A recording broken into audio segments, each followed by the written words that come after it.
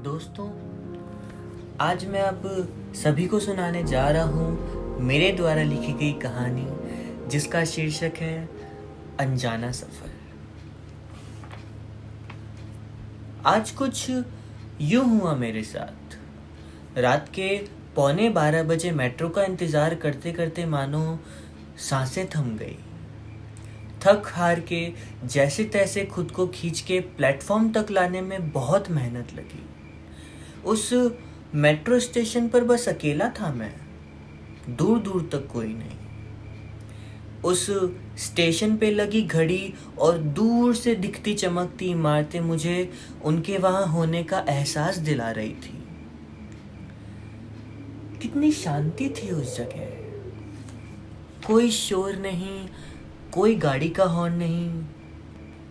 इस भीड़ से भरे शोर शराबे वाले शहर में पहली बार मुझे मेरी मौजूदगी महसूस हुई। ज़रा डरा हुआ, ज़रा सहमा हुआ उस मेट्रो का इंतज़ार कर रहा था, जो आधे घंटे पहले से ही देर से चल रही थी।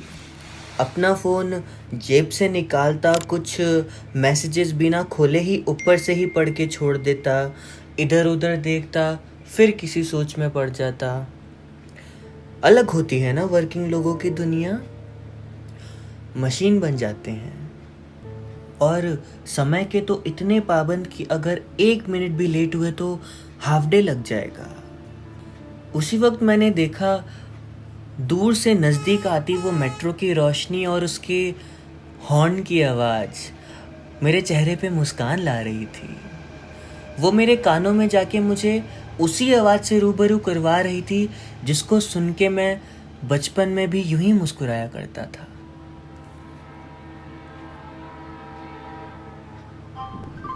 मम्मी, ट्रेन आ गई।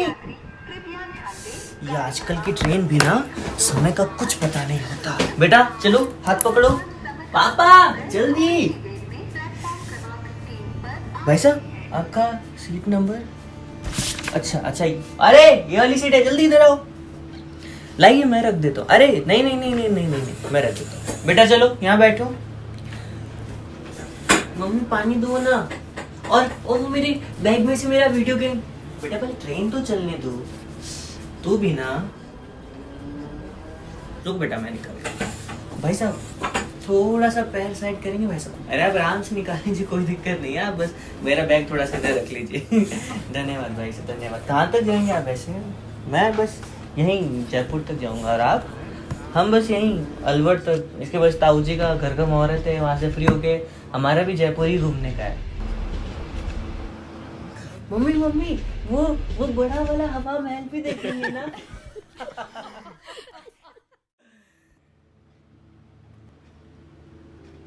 हवा महल तो जयपुर में था, पर उस वक्त खुशी की लहर ट्रेन में बह रही थी। बचपन में अक्सर होता था ना ऐसा सफ़र के वक्त। अनजानों से मुलाकात, वो मदद का हाथ, अपनी नीचे वाली सीट किसी बुजुर्ग को दे देना और उनसे ढेर सारा आशीर्वाद ले लेना। तो कभी किसी से सीट बांट लेना और रात भर यूं ही किसी अनजान से बातें करते रहना। ऐसे तो बहुत से किस्से हैं। कभी किसी से अखबार लेकर खबरों को छांटना, तो कभी उस पूड़ी आलू की सब्जी को सभी से बांटना। थकावट नहीं होती थी उस सफ़र में। अनजानों के बीच भी अपना सा लगता था। वो कई घंटों का सफ़र बहुत कम वक्त में गुजर जाता था।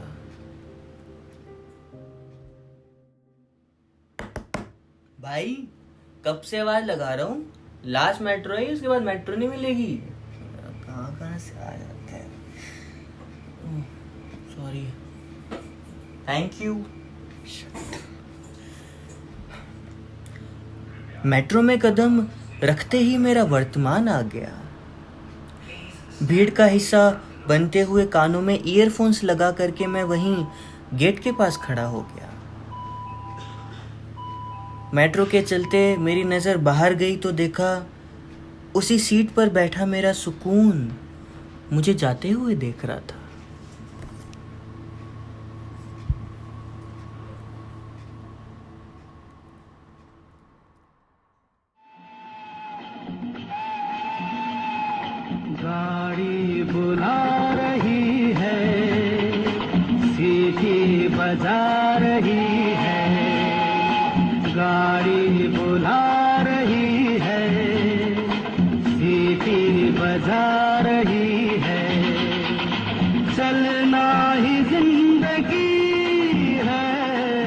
चलती जा रही है, गाड़ी बुला रही। क्या आपको भी कभी इस भागदौड़ भरी जिंदगी में अपने बीते हुए सुकून के पल याद आते हैं?